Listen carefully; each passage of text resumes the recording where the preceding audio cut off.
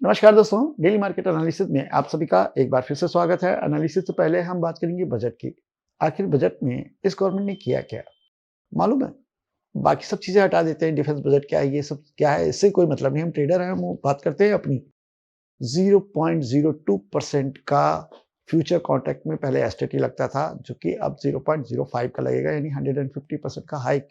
Option trading में करीब 50% का हाइक, यानी जो भी ट्रेड हम प्लान करते हैं, अभी जो खर्चे आते थे, वो खर्चे अब बढ़ने वाले हैं और इसका असर बाजार ने आपको दिखाया है, बहुत ही अच्छी तरीके से फॉल हुआ है। आप समझो कि ये सरकार चाहती क्या है?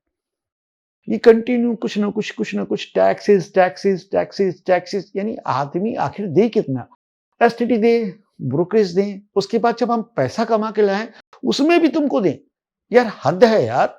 इतना ज़्यादा टैक्स खोर सरकार कौन-सी आई है आज तक?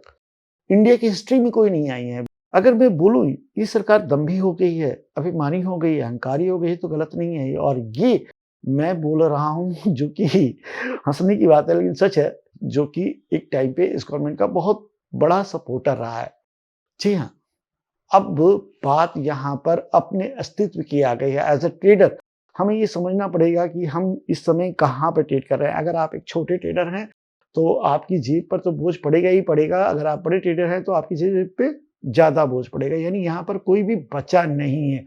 बाज़ार ऊपर-नीचे हर जगह चलेगा, लेकिन आप ये सोचो कि हमारी सिचुएशन क्या कर दी है सरकार ने, बहुत ही बुरी और शायद ये चेंज नहीं होने वाला है। जब तक ये रहेगी तब तक इस तरह की चीज़ें होती ही रहेंगी और अब आप खुद सोच के कमेंट करना कि आखिर हम किस सिचुएशन में हैं और यहाँ से क्या हमें कुछ कदम उठाने चाहिए? बहुत ही सीरियस क्वेश्चन है, मैं तो अपना मन बना चुका हूँ, बाकी आप बताओ।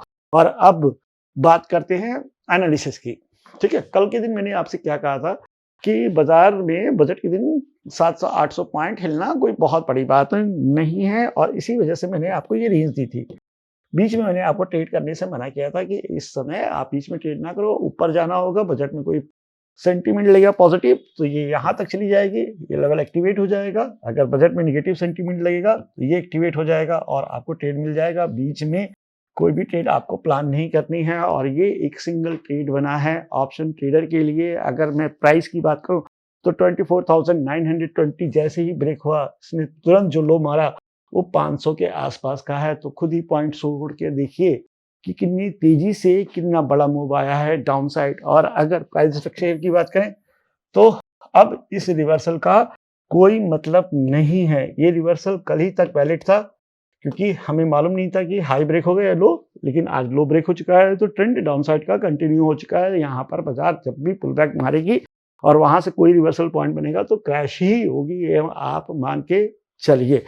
अब बात करते हैं इंट्राडे की, कल के दिन की। तो 15 मिनट का चार्ट यहाँ पे मैंने फिबोनाची ड्रॉ किया हुआ है। क्यों ड्रॉ किया है? क्योंकि ये ट्रेड मैंने आपके साथ शेयर की थी। हाँ, ये अलग बात है कि ऑप्शन सेल में सजेस्ट की थी। 25,200 140 से दिया था, जिसके तीनों टारगेट यहाँ पर हिट हुए हैं। अब आप देखो तो ये कितना बड़ा पुल बैक है, ठीक है? दिखाई दे रहा है? बहुत बड़ा पुल बैक है ना? तो अगर रिवर्सल की बात करेंगे तो 25,120 के ऊपर होगा और इस समय क्लोजिंग आई करीब 24,768। बजट तो खत्म हो चुका, तो इतना बड़ा तो मूव आना नहीं, राइट ना? अगर लॉजिकल बात करें तो इसी के ऊपर बाई बनता है ना, अदरवाइज बाई नहीं बनता। तो अगर हम 800 के आसपास क्लोज हुए हैं तो वहां से 300 पॉइंट ऊपर बाइंग तो इंट्राडे में विदाउट सेंटीमेंट तो पॉसिबल नहीं है। तो हम करें क्या? ये सबसे बड़ा क्वेश्चन है। तो इस समय आप पहले ट्रेंड पे ध्यान दो। ट्रेंड क्या है? डाउन साइड का। अवली ट्रेंड क्या है? डाउन साइड का। डेली ट्रेंड क्या है? डाउन साइड का। वीकली ट्रेंड 24,000 के नीचे बनेगा। लेकिन सेंटीमेंट तो यहाँ लग चुका है, तो सबसे पहले कंटिन्यूएशन की भी बात करते हैं और कंटिन्यूएशन बनेगा आपका 560, 24,560 के नीचे आप इंट्राडे में शॉर्ट कर सकते हैं। ये लेवल आपका पास में है, पहली चीज। दूसरी चीज क्या है कि अगर कहीं पे भी बाजार ऊपर जाती है मान लीजिए और एम पैटर्न बनाती है तो भी आप शॉर्ट करेंगे। ये कंडीशनल है और ये पोस्ट मार्केट लेवल दे रहा हूं मैं 24,560 के नीचे आप शॉर्ट करो। और दूसरा मैं कंडीशन बता रहा हूं कि अगर कुछ इस तरह का हो तो भी आप शॉर्ट कर सकते हैं। लेकिन लेकिन यहां पर कैप लगने के चांसेस बहुत ज्यादा हैं। तो क्या करें?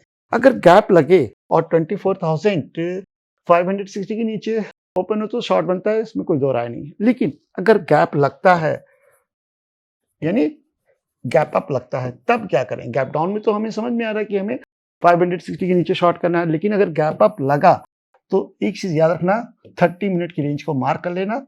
डाउन साइड ब्रेक हो, एग्रेसिव शॉर्ट करना, अप साइड ब्रेक हो, बहुत ही डिफेंसिव लॉन्ग करना। और उस लॉन्ग में भी 5 मिनट के चार्ट पे मान लीजिए गैप अप खुला और यहाँ पे प्राइस जा रहा है, ऐसे कहीं से भी आपका लो ब्रेक हुआ तो आपको शॉर्ट पे ज्यादा जोर देना है।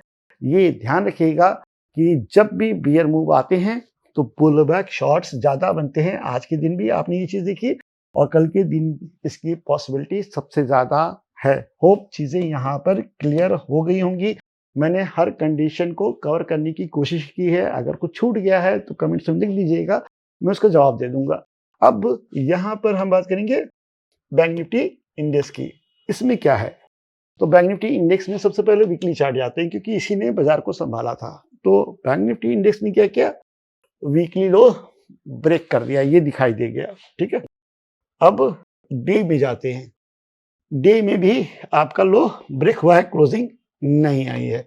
अवली चार्ट में क्या है, डाउन साइड मूव है। 15 मिनट के चार्ट में क्या है, आपको पता चलेगा आज का लो।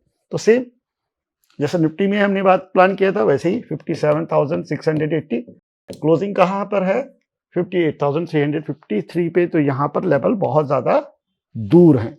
अगर मैं ट्रेडिशनल लॉन्ग की बात करूं तो जब तक हाई ब्रेक नहीं होगा तब तक हम ऊपर नहीं जा सकते 59,100। तो क्लोजिंग तो हमारी बहुत नीचे है, बाय या सेल दोनों मिलाएं तो बहुत दूर हैं हम। तो इसके लिए आपको क्या करना है, सबसे पहले कहां पे ओपन होंगे हम, क्या निगेटिव सेंटीमेंट कंटिन्यू होगा, अगर कंटिन्यू होगा तो गैप डाउन खोलेंगे। गैप डाउन खोलेंगे तो अगर ये लेवल मिल गया तो शॉर्ट कर दीजिए, कोई दिक्कत नहीं।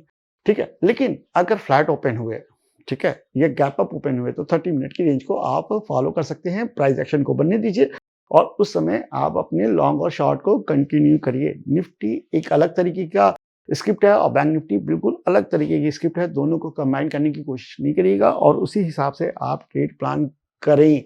यहाँ पर जब भी एक बहुत बड़ा सेंटीमेंट लगता है तो बाजार हिलता है और उस जगह पर आपको उसी तरीके से ट्रेड प्लान करने चाहिए। इस वजह से मैं आपको प्राइस एक्शन भी बता रहा हूँ, पोस्ट मार्केट लेवल भी बता रहा हूँ और साथ में बता रहा हूँ कि इस जगह पे क्या होगा। अगर गैप डाउन हुआ तो ये लेवल वैलिड है, लेकिन अगर फ्लैट ओपन हुआ है ना और गैप अप ओपन हुआ तब क्या करें, ये सबसे बड़ा चैलेंज है और यहीं पर प्राइस एक्शन काम आएगा। लाइव मार्केट में चिंता मत करिए, मैं लाइव मार्केट में अवेलेबल रहूंगा। मंडे के दिन मैं आपको टेलीग्राम पे अपडेट कर दूंगा कि हाँ यहाँ पे क्या सिचुएशन बनी है। उस तरीके से भी आप अपनी ट्रेड प्लान कर सकते हैं। लेकिन सीखना बहुत जरूरी है, कंडीशन समझना बहुत जरूरी है कि इस समय कंडीशन क्या क्रिएट होगी। कोई भी कंडीशन क्रिएट हो सकती है, भले ही बाजार में आज बहुत उठापटक हुई है, इसका ये मतलब नहीं कल भी बाजार वैसा करे। तो कंडीशन अप्लाई रहे और इसी को एग्जीक्यूशन कहते हैं। प्रेडिक्शन से ज्यादा ट्रेडर बनो, इससे ज्यादा मैं कुछ आपको समझा नहीं सकता। और इसी नोट के ऊपर मैं आज का सेशन क्लोज भी करता हूं। मिलते हैं नेक्स्ट वीडियो में, तब तक के लिए थैंक यू, नमस्कार, धन्यवाद, जय हिंद।